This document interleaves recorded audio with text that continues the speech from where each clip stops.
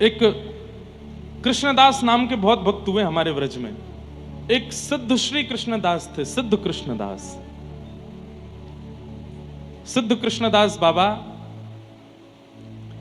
ये बहुत कम अवस्था में 14-15 वर्ष की अवस्था में वृंदावन आ गए, और वृंदावन आकर के इन्होंने संत महात्मा साधुओं से बस थोड़ी नाम दीक्षा ले ली और यमुना जी के तट पर बैठ करके भजन करने लगे। लेकिन इनका मन नहीं लगा। क्यों?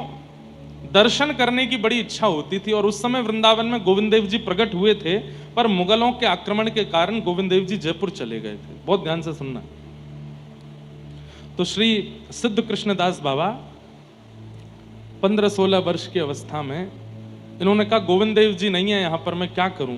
तो ये भी जयपुर चले गए, और जयपुर जाकर के वहीं गोविंद देव जी के मंदिर में जाके पुजारी जी से कहा मुझे कुछ सेवा दे दो, मैं बस दर्शन करूंगा, भजन करूंगा, सेवा करूंगा, ऐसे ही पूरा जीवन व्यतीत करना है। 15 साल का बालक।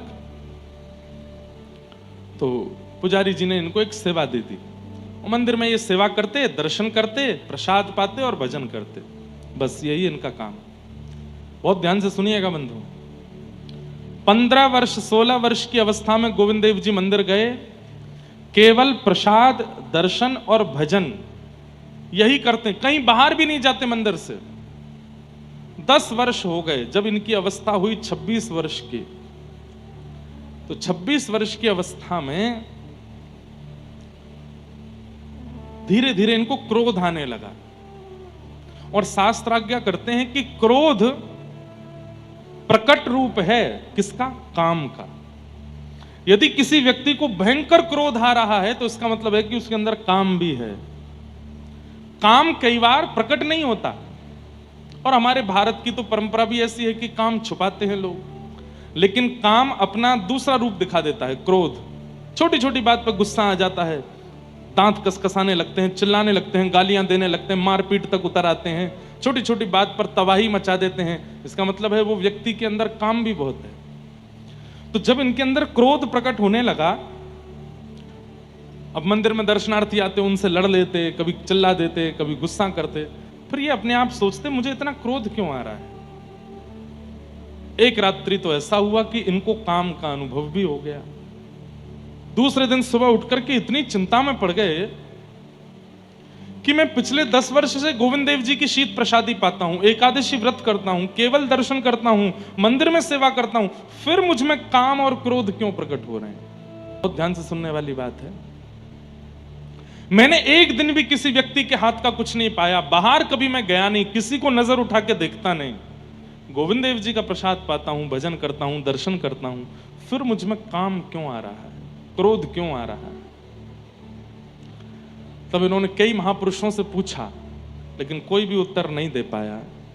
तब इनको एक विद्वान ने कहा कि आप कामवन जाओ, और वहां जय कृष्णदास बाबा विराजते हैं, उनसे जाके इसका समाधान पूछो। व्रजमंडल के राजस्थान क्षेत्र में कामवन वे आए, और वहां आकर के बाबा को अपनी स्थिति बताई कि बाबा 10 साल से गोविंद देव जी की प्रसादी पा रहा हूं, गोविंद देव जी के चरणों में रहता हूं, मंदिर का मार्जन करता हूं, एक बार भी बाहर नहीं जाता कुछ, फिर मेरे अंदर काम क्रोध क्यों आया, मुझे बताइए। तो बाबा हंसकर के कितना सुंदर उत्तर देते हैं। बोले गोविंद देव जी के चरणों में केवल 10 वर्ष निकाले हैं, पर काम वासना में तो अनेक जन्म निकाले हैं।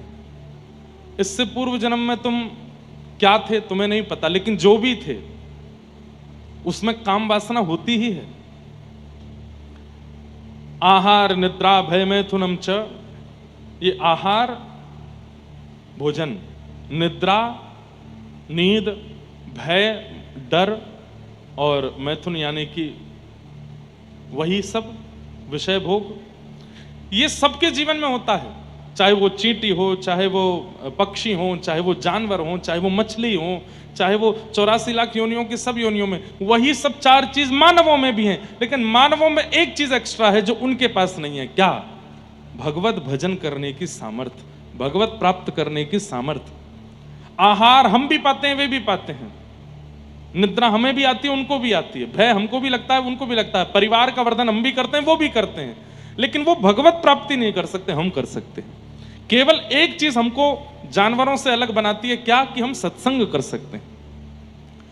तो जयकृष्ण दास बाबा ने सिद्ध कृष्ण दास बाबा को समझाया कि 10 वर्ष गोविंद देव जी की शरण में हुए हैं, पर अनेकों पूर्व जन्म तो काम क्रोध में निकले हैं ना, वो काम कैसे चला जाएगा इतने आसानी से।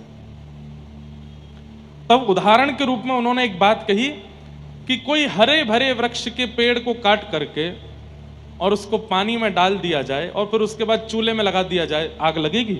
नहीं लग सकती। एक तो हरा भरा वृक्ष, ऊपर से पानी में धर दिया गया तो गीला हो गया, अब उसमें अग्नि कैसे आ सकती है? लेकिन उसी वृक्ष को सुखा दिया जाए, पानी का स्पर्श ना होना दिया जाए और उसके बाद चूल्हे में लगाया जाए तो अग्नि पकड़ लेती है। ठीक वैसे ही हम जैसे ही भक्ति में प्रवेश होते हैं उस समय गीले वृक्ष के समान हैं।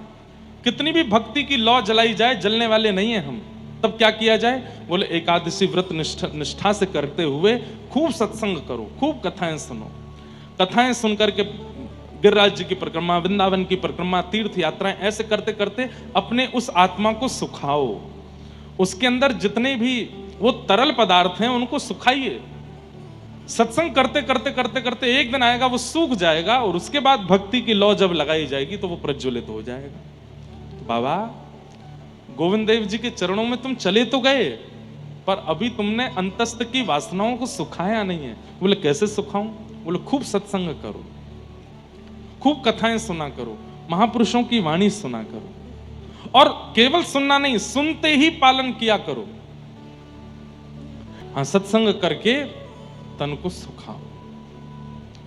तब उन बाबा ने खूब सत्संग किया और सत्संग करते करते करते करते करते ब्रजमंडल में ही एक गांव में रहने लगे। और उन्होंने अपना नियम कैसे बना लिया? भिक्षा में आटा मांग करके लाते और नीम के पत्ते तोड़ते, आटा में यमुना जल मिलाते और नीम के पत्ते सिलवट्टा पर घिस करके उसकी चटनी बनाते और आटे की लोई बना करके उसको अग्नि में आंच में थोड़ा भून करके और फिर उसमें नीम की चटनी डाल के खाते। खा सकते हो। और ऐसा उन्होंने 35 वर्ष तक किया। 35 वर्ष तक ऐसे पा करके रहते और एकादशी के दिन कुछ भी नहीं पाते। इतना कठोर व्रत किया, इतने कठोर नियम में रहे और केवल कथा सुनते। तब 35 वर्ष बाद जाकर के उनके अंतस्थ की जितनी भी विषय वासनाएं आदि थी वो सब नष्ट हुई। और किशोरी जी के मन में आया और ललिता जी से बोली, ललिता ब्रजमंडल में रहतो भयो भी कोई सूख हो आटो पावे, नीम की पत्ती खावे, मुंह को बड़ो कष्ट होवे। तू या बाबा को जाए करके खूब सामग्री पवाए क्या, तभी मैं राजी होंगी। तब ललिता जी गई और रूप बदल करके गई, बाबा से जाए करके बोली, बाबा मेरी मैया ने तुम्हारे काज सामग्री भेजी है ना, पाए लो। बाबा बोले मैं बाहर को कछु ना पाऊं। तो फिर उन्होंने कहा मैं श्री जी को भोग लगाए के लाई हूं। ये सुनते ही तो बाबा प्रसन्न हो गए। बाबा की नेत्रों की ज्योति जा चुकी थी इतने कठोर व्रत करने से। ललिता जी बोली, बाबा तुम्हें दिखाना है? बोले ना। बोले मैं अपने घर में काजल बनाऊं, लगा दूं आंखन में? बोले लगाए दो। जैसी आंखन में लगाई, बोले खोलो। खोल करके देखा तो आपको स्पष्ट दिखने लगा, लेकिन ललिता जी अंतर ध्यान हो गई। तब आप बहुत रोए, समझ गए कि किशोरी जी कृपा कर रही हैं, पर आ क्यों नहीं रही हैं सामने। तब कालांतर में आगे फिर लंबा चरित्र है उनका। फिर यही गोवर्धन में मानसी गंगा में रहे और फिर वहां जाकर के एक समय आने पर इनको किशोरी जी का अनुभव हुआ। सोचो, इन कथाओं को सुनकर के मुझे कभी कभी लगता है कि हमें मिलेंगे श्री जी, हमें मिलेंगे ठाकुर जी, हम पर कृपा करेंगे कभी ठाकुर जी। हमारे अंदर तो सब है। भजन करके नष्ट करना भी हो तो भजन भी कौन सा हम अच्छे से करते हैं, नाम जप भी कौन सा अच्छे से करते हैं। मैंने खुद पे अनुभव किया। अभी हम दत्त धाम में थे, महाराज जी ने नियम दिया 5000 मंत्र रोज करने हैं। करता था तो करते करते कभी कभी झपकी आ जाती, तो फिर अपने आप को उठाते, आंखों पे पानी डालता, फिर करता। झपकी क्यों आ रही है? क्योंकि अभी मिलन की उतनी उत्कंठा नहीं है, इसलिए झपकी आ रही है। मन में खुद पे विचार होता था। फिर करते करते करते करते कभी कभी माला हाथ से छूट जाती थी।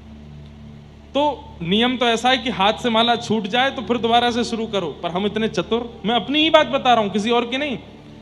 हम नीचे से यूं करते, वहीं से जहां यहीं से पकड़ लूं, पकड़ के कर लूं, अब दोबारा से शुरू से करना पड़ेगा। हमको इतना भार क्यों लग रहा है? क्योंकि अभी मिलन की उत्कंठा नहीं बढ़ी। ये खुद चिंतन में आया और उस दिन हमने गोदावरी जी से प्रार्थना करके कहा कि ऐसे ऐसे अगर मन में भाव हैं तो मैं जप ही नहीं करूंगा। मेरे को निद्रा की इच्छा हुई क्यों, या मेरे हाथ से माला छूटी तो मैंने ऐसा क्यों नहीं सोचा कि मैं शुरू से करूं, बीच से क्यों, ये उत्कंठा क्यों नहीं आ रही। इतनी कथा गाने के बाद भी उत्कंठा नहीं आ रही, इतनी लाल जी की सेवा करने के बाद भी उत्कंठा नहीं आ रही, इतना वृंदावन में रहने के बाद वृंदावन वृंदावन। आप लोग तो चलो 7 दिन के लिए हम आए तो राधा राधा बोल रहे हो, वृंदावन वृंदावन बोल रहे हो, हम तो हमारा तो काम यही है। दिन रात कोई मिलने भी आता है तो राधे राधे बोलता है, दिन रात किशोरी जी का नाम गाते हैं, वृंदावन का नाम गाते हैं, जगह जगह कथाएं करते हैं, वृंदावन का यश गाते हैं, लाल जी की, फिर भी मन में वो उत्कंठा क्यों नहीं आ रही है।